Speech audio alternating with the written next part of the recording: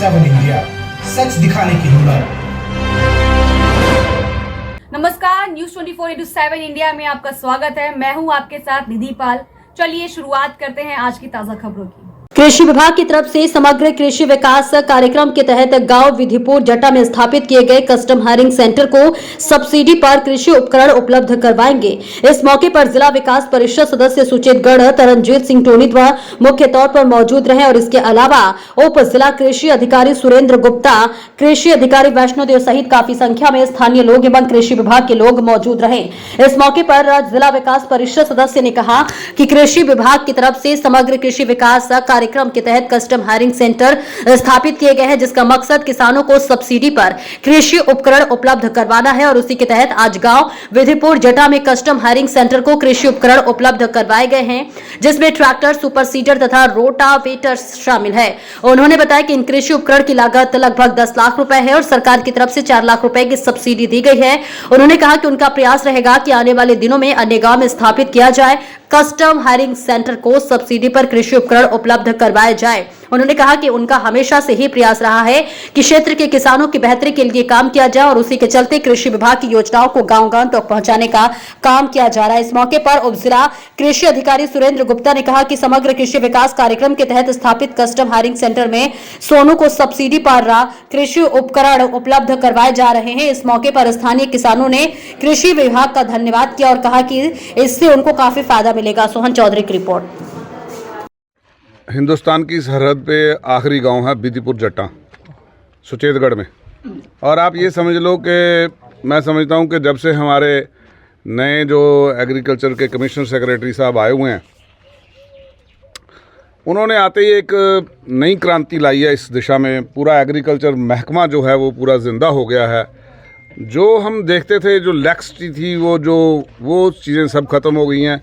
ये आप ये मशीन देखें, ये एक ऐसी मशीन है जिसके कारण हमारी पराली की समस्या ही ख़त्म हो जाएगी और पराली ख़त्म हो जाएगी और साथ साथ आप उसके साथ बीज लगाते हैं। इसको सुपर सीडर कहा जाता है। ये रूटावेटर है, ये नया ट्रैक्टर है। ये एक ही परिवार के अंदर जो है ये जो है उन्होंने इसको पूरा सेंटर बना के गाँव के लिए, मैं समझता हूँ कि एग्रीकल्चर डिपार्टमेंट ने एक अच्छा कदम उठाया है। और ख़ासकर ये ख्याल रखा गया कि बिल्कुल जो ज़ीरो लाइन के गांव हैं उनको डेवलप किया जाए, उनके फार्मर को डेवलप किया जाए, क्योंकि उनको जितनी जल्दी वो यहाँ पर अपनी फसल लगा के निकलेंगे, नहीं तो ये क्या होता है कि जब पाकिस्तान अपनी फसल लगा लेता है, वो कोई ना कोई एक स्ट्रे बुलेट चलाता है और हमारे लोग जो है फसल लगाना बंद हो जाते हैं। जो मुझे लगता है जो कमिश्नर सेक्रेटरी साहब ने जब वो बने और उन्होंने आके हमारे एग्रीकल्चर फॉर्म जो हमारा हमने हॉर्टिकल्चर फॉर्म बनाया है, बहुत बड़ा नर्सरी बनाई है जो जोड़ा फार्म के अंदर कोई करीबन 100 एकड़ में। फिर उन्होंने उसके साथ में फ्लोरिकल्चर भी जोड़ा, मेडिसिनल प्लांट्स भी जोड़े, उसमें आपको फ्लोरिकल्चर भी जोड़ा और वेजिटेबल्स भी जोड़ी।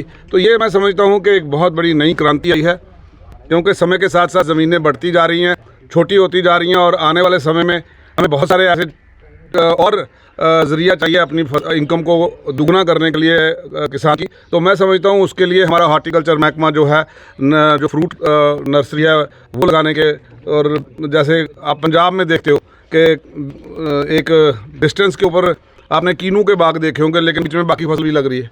तो इसी तरह यहाँ के जो गाँव के जो लोग हैं, क्योंकि आने वाली नस्लें एग्रीकल्चर की तरफ नहीं जा रही हैं, जब तक हमारे प्रोत्साहन नहीं होंगे तो नया जो नौजवान है वो उसकी तरफ नहीं जाएगा, एग्रीकल्चर की तरफ। आने वाले भविष्य का खतरा है। तो मैं समझता हूँ कि फार्मर को बचाना सबसे बड़ी जो है सेवा है इस देश की। और मैं एक बार दोबारा पूरे एग्रीकल्चर महकमे के, खासकर सुरेंद्र जी जब ये आए हैं, मुझे लगता है ये 10-11 दे दिए आपने ये सुपर सीडर्स। तो मेरे इलाके में तो मुझे ये कहते हुए कि एग्रीकल्चर महकमा जो है वाइब्रेंट हो गया है, किसानों की उपेक्षा पे खरा उतर रहा है। तो बहुत मुबारक की बात है, बहुत शुक्रिया। और जिन्होंने ये सारी ये ली हैं ये जो सब्सिडी के ऊपर, ये सब्सिडी पे ही अपने रेट्स पे आगे एक्सटेंड करेंगे फार्मर्स को। बाकी इतना कहते हुए बहुत शुक्रिया, बहुत मेहरबानी।